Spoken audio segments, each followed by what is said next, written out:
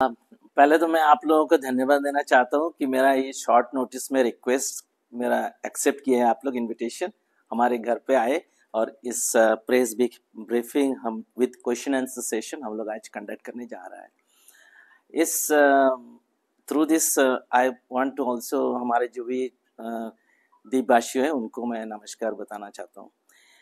आज का जो हमारा प्रेस ब्रीफिंग हम 3 पार्ट में हम लोग डिवाइड किए। इनिशियली हम बताएंगे कि ब्रीफली कि जब से मेरा जो आप लोग जानते हो कि हमारे जो अपील था doctor Malik to make our beautiful island corruption free, वो जो हम लॉन्च किए थे 7 नवंबर, उसको उससे अभी तक मैंने क्या कोशिश कर पाए और उसके बाद और एक पार्ट रहेगा जहाँ पे मेरा ऑब्जर्वेशन अभी फ़िलहाल मैंने नॉर्थ मिडिल डिस्ट्रिक्ट में और निकोबार डिस्ट्रिक्ट में जितने भी हमारे पंचायत है उसमें मैं विजिट किया हूँ। उसके बाद और एक पार्ट में आपका क्वेश्चन आंसर सेशन रहेगा। So let me start with, मैंने जब अपना अपील को शेयर किया था हमारा अंडमान निकोबार एडमिनिस्ट्रेशन के हाई लेवल ऑफिशियल्स के साथ, उसके बाद कुछ हमारे जो भी एडमिनिस्ट्रेशन ऑफिशियल्स है उनको भी मैंने कोऑपरेशन के लिए मैंने वो अपील को पर्सन टू 1-to-1 मीटिंग में भी एक्सप्लेन किए थे कुछ ऑफिसर के साथ। और उस मेरा अपील में ये भी था कि मैं एक अनइलेक्टेड पब्लिक रिप्रेजेंटेटिव, मैं अपना काम करते रहेंगे ताकि लोगों को कोई भी प्रॉब्लम है उसको सॉल्व करते हैं। तो इन बिटवीन हम जब मार्च 2023 में एक अपॉर्चुनिटी मिला था टू वर्क विद एडमिनिस्ट्रेशन, तो हेल्थ सेक्टर को कुछ काम करने का मौका मिला and I felt that was a good opportunity and I like to thank also हमारे जो भी एडमिनिस्ट्रेशन के ऑफिशियल्स को धन्यवाद देना चाहता हूँ कि ये अपॉर्चुनिटी के लिए। आप लोग ये भी पता है कि मैंने रिज़ाइन किया है 1 नवंबर को, क्योंकि मेरे अपील में ये भी था कि मैं जितने भी हमारे द्वीपवासियों हैं वो विलेजेस में जाऊंगा, उनके बारे में जानूंगा, उनका क्या समस्या है उसके देखूंगा, प्लस उसका कुछ हल कर सके। तो ऑन दैट कॉन्टेक्स्ट हमने लास्ट मंथ और इस मंथ दिसंबर फर्स्ट वीक में मैंने 40 पंचायत आउट ऑफ 70 पंचायत में घूम के देखे और पंचायत प्रधान लोगों से मिले, वहाँ पे जो पीआरआई मेंबर्स है उनसे मुलाकात हुआ, फिर जितने भी विलेजर्स है कुछ विलेजर्स से भी बात हुआ, जो एक पंचायत में 2-3-4 हमारे विलेज होता है। इन द मीन टाइम जब मैं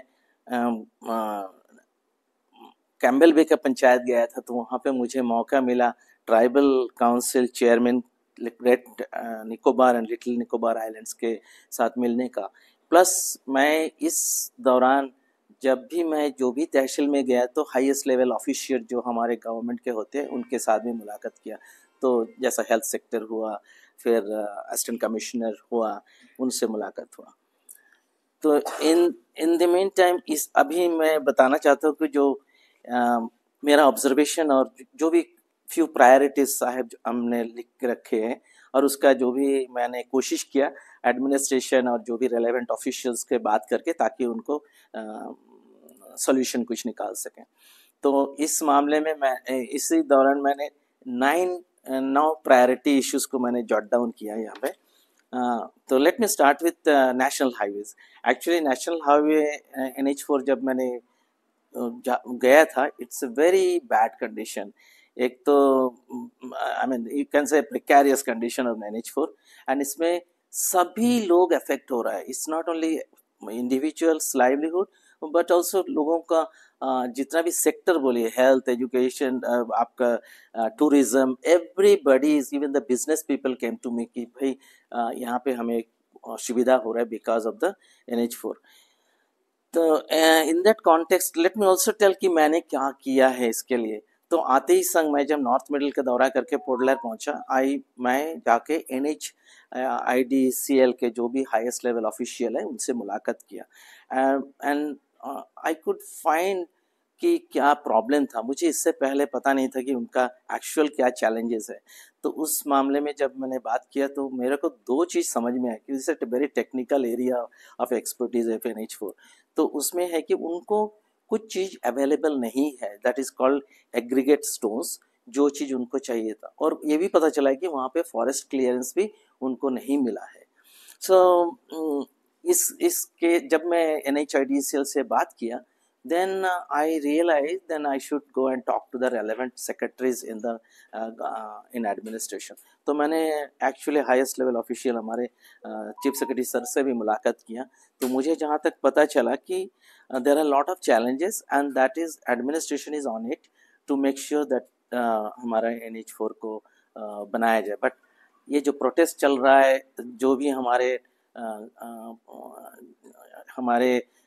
different party affiliated team protest कर रहा है, डिमांड कर रहा है, धरना कर रहा है, इसमें से कुछ नहीं होने वाला एक दिन में।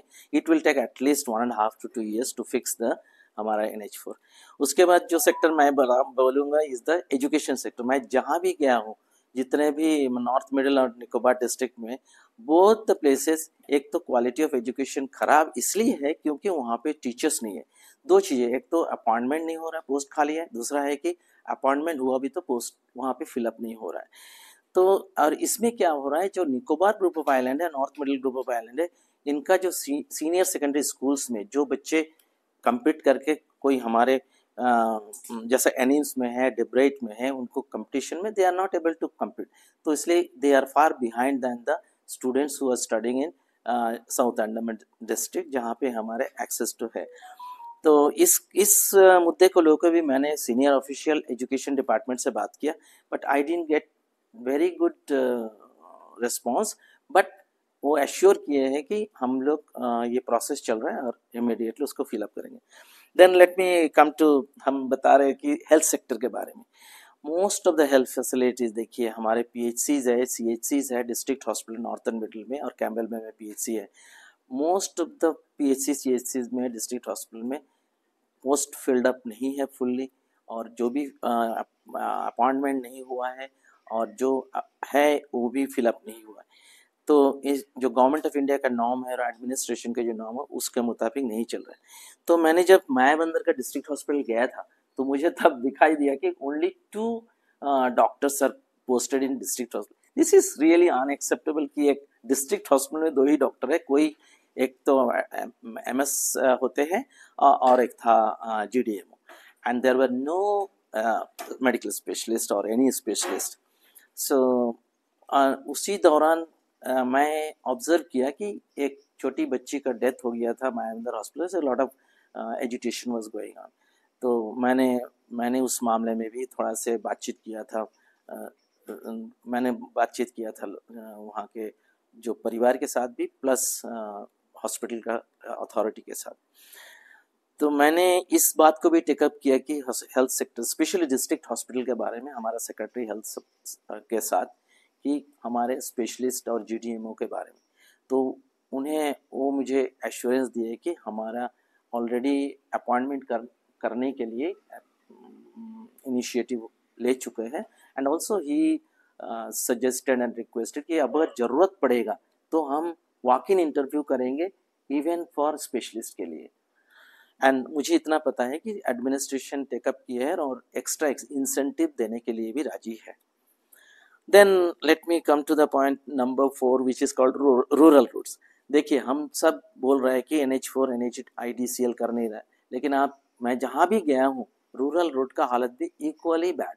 वो हमारा NHDICL नहीं है, वो हमारे APWD डिपार्टमेंट का रिस्पॉन्सिबिलिटी है। तो आई फाउंड कि ये बहुत ही दुख का बात है कि after 63 years of settlement in northern middle Andaman district, मैंने ये चीज़ खुद मैंने देखा कि अभी भी वो जो नाला होता है ना, जो स्मॉल रिवर काइंड ऑफ, उसको क्रॉस करने के लिए अभी भी वो बैम्बू का ब्रिज लगा के पार कर रहा है। इट्स आई फील सैड कि अभी तक वहाँ तक डेवलपमेंट पहुँचा नहीं है कि ताकि एक कल्वर्ट बना सके। This is after 63 years। Exactly the similar situation मैंने देखा है कैम्बेल में कि 34 years का सेटलमेंट के बाद भी वहाँ पे भी ऐसी ही हालत है। बट इन दिस कॉन्टेक्स्ट हमने अभी तक किसी से बात नहीं किया। I will take this up. Clean drinking water, ये भी एक मुद्दा है विच इज अनएक्सेप्टेबल कि हम लोगों को रूरल विलेज में clean drinking water is not available. Then बहुत इंपॉर्टेंट सेक्टर जो मैंने ऑब्जर्व किया है shipping and transport. It's a huge challenge हमारा नॉर्थ एंड मिडिल अंडमान और निकोबार डिस्ट्रिक्ट के लिए. मैंने देखा कि निकोबार में आई मीन कैम्बल बे में वंस इन ए वीक आजकल शिप आ रहा है which is very good news. और वो हमारा एडमिनिस्ट्रेशन को मैं थैंक बताना चाहता हूँ. एटलीस्ट दे आर शेड्यूलिंग इन सच ए वे कि हफ्ता में एक दिन आ रहा है. लेकिन that is also not enough as per the local population what when I have visited. उसके बाद वहाँ पे हमारा फ्लाइट कनेक्टेड है. 10 सीटर डॉर्नियर जाती है प्लस पवनहंस जाता है. उसमें मैंने देखा कि that is not enough. Mainly that Udan क्या बोले उनको Dornier and the Pawan Hans that is mainly for the medical emergencies के लिए और या तो फिर BVI पे विजिट के लिए. एंड मुझे लगा कि उड़ान जो स्कीम है that should have implemented by now. उड़ान स्कीम शुरू हुआ था गवर्नमेंट ऑफ इंडिया का 2016, लेकिन आज 2023 में that is yet to be implemented. तो मैंने इस बारे में हमारा चीफ सेक्रेटरी सर से भी बात किया था कि मैंने बताया था डिस्कस जब किए तो मैंने तीन मेन एयरपोर्ट के बारे में बात किया. कैम्बल बे, कार निकोबार और शिवपुर. और मुझे जहाँ तक पता चला कि it might take longer time than what I expected. तो मैंने सोचा इस चीज को लेके I will take up with the administration also at the central level ministry of the government of India. Then seventh मुद्दा जो मैंने सोचा कि हमारा जो कॉमन आइलैंडर है उनका राइट्स के ऊपर बहुत डिप्राइव्ड होना पड़ रहा है क्योंकि उनका राइट्स को सेफगार्ड करना हमारा मुद्दा है. तो इस मामले में मैं जस्ट एग्जांपल दे रहा हूँ. मैं जब विजिट किया ये जितने भी कम्युनिटीज़ मैं मिला हूँ ये 4 तहसील में 2 डिस्ट्रिक्ट में नॉर्थ मिडिल एंड निकोबार है. अभी भी हमें साउथ अंडमान डिस्ट्रिक्ट विजिट करना बाकी है. मुझे पता चला कि रांची जो कम्युनिटी है all 4 tehsils they are deprived. Secondly Telugu fisherman communities in all 4 tehsils, ex servicemen communities in Great Nicobar Tehsil, then the communities in Kachal, the Tamil community. I think they are deprived of recognition of OBC, that is called other backward community classes category, जो उनका rights में hinder कर रहा है ताकि उनको job opportunity इसमें as a general candidate उनको कम्पीट करना पड़ रहा है. तो मुझे लगा ये एक बहुत बड़ा इम्पॉर्टेंट राइट्स है इन पर्टिकुलर कम्युनिटी को जो हम लोग को टेकअप करना चाहिए and that I will take up in future. उसके बाद सेफगार्ड ऑफ हमारा जो इंडिजिनस कम्युनिटी है अंडमान निकोबार में जो निकोबारीज, जो मैं तो अभी आपको खाली ग्रेट निकोबार का ही बोल पाऊंगा क्योंकि मैं अभी वहीं पे हमने विजिट किया था. तो जब मैंने ट्राइबल काउंसिल चेयरमैन के साथ मुलाकात किया था ग्रेट निकोबार और लिटिल निकोबार आइलैंड का, उसमें पता चला कि and also during the visit वो हमें मिलाए हैं जो एशियन सुनामी के टाइम जो जिनको रिलोकेट किए हैं इन कैम्बल बे सिटी जैसे जगह में, मतलब कैम्बल बे एरिया में, उनको कुछ मांगे हैं, कुछ रिक्वेस्ट्स है. तो उसमें मुझे पता चला कि इन लोगों को रिलोकेट किया है 2004 में और ये है 4 छोटे छोटे लोकेलिटी से ग्रेट निकोबार का और 2 छोटे छोटे लोकेलिटीज नहीं 4 छोटे छोटे लोकेलिटी लिटिल निकोबार से और ग्रेट निकोबार का 2 लोकेशन से है. और मेरे साथ बात हुआ कि क्या उनका actually they have very small request. I personally feel it can be addressed by the administration or whoever is taking care, like tribal welfare department of the administration. तो इनका जो टेम्पोररी शेल्टर दिया गया है वो चाहते हैं कि उस शेल्टर का जो एरिया है not in the individual family wise, वो चाहते हैं कि उस एरिया को अपना नाम में कि हाँ ये हमारा ट्राइबल का पार्ट है. That needs to be discussed with the administration. उसके बाद इन लोगों को देखिए इनका जो कल्चर होता है ना, they want to take their dead bodies to their own ancestral land. तो अभी तो कैम्बल बे में रह रहे हैं तो उनके लिए लाइक मोटराइज्ड एक डिंगी होगा तो they can transport their whoever passed away to their ancestral home. दूसरे बात और एक उन लोग मेरे को रिक्वेस्ट किया कि सर यहाँ पे कोई हॉस्टल नहीं है जो हमारे बच्चे जो लिटिल निकोबार और ग्रेट निकोबार में काम पढ़ रहा है यहाँ पे ये क्योंकि वहाँ पे स्कूल्स नहीं है. So that was also another thing. फिर मेरा जब विजिट था to north middle Andaman district और निकोबार डिस्ट्रिक्ट, मैंने रियलाइज किया कि बहुत सारे हमारे Nicobarese doctors they are serving. It's a very good news कि हमारे निकोबारीज डॉक्टर्स सर्व कर रहे हैं ये डिफरेंट PHC CHCs में.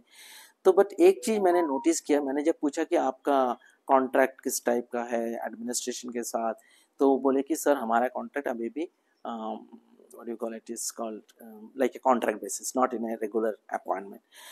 सो इन दैट कॉन्टेक्स्ट मैंने एक ही इश्यूज को ले पाया सेक्रेटरी हेल्थ के साथ. सेक्रेटरी हेल्थ से साथ मैंने बात किया तो बोले कि इनका जो पोस्ट होता है, मुझे भी पता था कि ये UPSC के थ्रू होना है.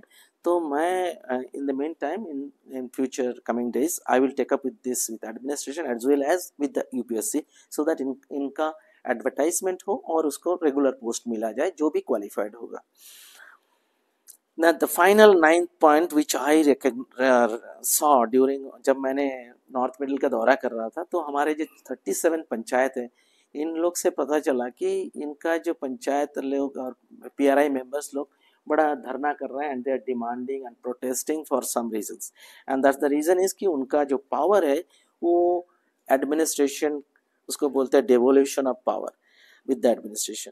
तो मैंने थोड़ा इसके बारे में एनालिसिस किया एंड मुझे लगा कि this and I strongly recommend the PRI members को सपोर्ट कर रहा हूँ मैं कि इनको ये पावर आना चाहिए. लेकिन I also emphasize the administration, जब ये पावर देंगे तो वहाँ पे एक मॉनिटरिंग मैकेनिज्म होना चाहिए. क्योंकि हमारे पास एग्जाम्पल है क्यों ये पावर ले लिया, क्योंकि कुछ करप्ट प्रैक्टिसेस के, मुझे लगता है कोई करप्ट प्रैक्टिसेस आइडेंटिफाइड हुआ होगा और ये पावर को ये लोग मिसयूज भी किया होगा. इसलिए एक अच्छा ये होना चाहिए. और मैं आपको in conclusion of this 9 points I would say that हमारा directorate of every sector of the administration and हमारे जो भी सीनियर लीडर्स है, स्पेशली एक्स BJP का जो MP साहब है, अभी current MP, I think they are very much either ignorant और they are not focusing their work to serve the people of North and Middle Andaman district as well as the Nicobar districts. In the meantime, अभी जब मैंने बाहर रंगत मायाबंदर डिगलीपुर तहसील और Campbell बे से वापस आया, I was getting lot of calls and people came to see me to talk about their problem. मैंने अभी पता चला कि लोगों को क्या क्या सारे प्रॉब्लम्स है, क्योंकि मैं तो पॉलिटिशियन नहीं हूँ, मैं तो अभी पहले बार ये सब जान रहा हूँ. तो एक चीज मुझे पता चला, job related issue. People came to this house and they told me कि किस तरह करके रिजर्वेशन क्राइटेरियाज को ऊपर उन लोग कर रहा है, प्लस उनका जो कॉन्ट्रैक्ट के जो काम कर रहा है उन कॉन्ट्रैक्चुअल स्टाफ को भी ऊपर they don't have regular contract on time. तो दो चीज़ मुझे पता चला कि एक तो जो भी एडवर्टाइजमेंट हो रहा है, बहुत सारे लोगों को अपना एज पार हो चुका है, मैंने they are not as per the recruitment rule. तो दे आर, इन लोगों को चाहिए कि एज रिलैक्सेशन. तो मैं उनको बताया कि देखो एज रिलैक्सेशन जो होता है, हमें लगता है कि अंडमान निकोबार में हमारा honourable lieutenant governor has the authority if he likes to do that. तो वो तो हमारे अंदर नहीं है, but we have to see कि इसमें क्या किया जाए. दूसरा है कि बहुत सारे डिपार्टमेंट में कॉन्ट्रैक्चुअल स्टाफ से उनको काम करे जा रहा है लेकिन उनको एक्सटेंशन नहीं मिला है. And I am telling you कि आई एम वेरी सैड कि हमारा अपने जहाँ पे मैं जॉब करता था हेल्थ डिपार्टमेंट में, आज का दिन में 3 महीना हो गया जहाँ पे हमारे almost 87 staffs working all over Andaman Nicobar जिसको एक्सटेंशन नहीं हुआ. This is unacceptable. एंड ये मैंने personally I spoke to secretary health and he told me that he will approve it by last Monday. मेरा उनके साथ मीटिंग हुआ था and he agreed to approve their contract. तो I hope ये, and इस तरह तो होना नहीं चाहिए कि एक लोग काम कर रहा है कोई भी डिपार्टमेंट में विदाउट ए कॉन्ट्रैक्ट. नेक्स्ट एक हमारे साथ कुछ लोग आए थे मिलने के लिए अबाउट तमिल सेटलर्स का जो कचाल आइलैंड में है, उनका भी बहुत सारे प्रॉब्लम्स है, चैलेंजेस है. तो one of the thing which I understood, जो मैंने समझ में आया कि उनको रिलोकेशन करने का जो प्लान था लिटिल अंडमान में, that needs to be done as soon as possible and by the administration. Then मैंने और एक और मुद्दा जो है that is corruption issue here. ये तो मेरा अपना पर्सनली मैं ऑब्जर्व किया हूँ, मैं एक्सपीरियंस किया हूँ। यही जहाँ पे आप लोग बैठे हो, यही RWA रेजिडेंट वेलफेयर एसोसिएशन में जो है, यहाँ का जो भी मैनेजमेंट है, इन लोग अपना RWA का जो बाईलॉज फॉलो नहीं कर रहा। And I tell you my personal experience, I made a complaint to the relevant authority in the administration and I am thankful to the DC South Andaman. She has already instructed to the relevant officer to initiate immediate action. But at the same time, मैं ये भी बोलना चाहता हूँ, it took 2 months to take this initiative. So I think it needs to be a little bit faster than what I had experienced, है ना? क्योंकि अगर साधारण आदमी जाएंगे, अगर उनका जस्टिस जल्दी नहीं मिला तो फिर सुविधा हमें कोई ये नहीं मिलेगा।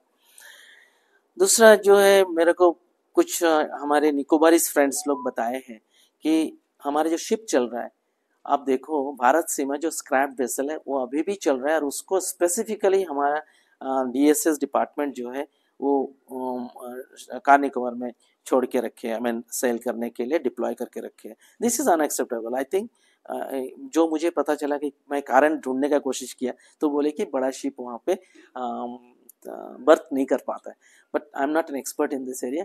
लेकिन इतना मुझे पता चला है कि 20 साल से ये ड्रेजिंग का बातचीत चल रहा है, लेकिन अभी तक हुआ नहीं। That means there is something is wrong where our ex MP sahab और present MP sahab should have taken this so that ये चीज को एड्रेस किया जाए, लेकिन वो नहीं कर रहा है।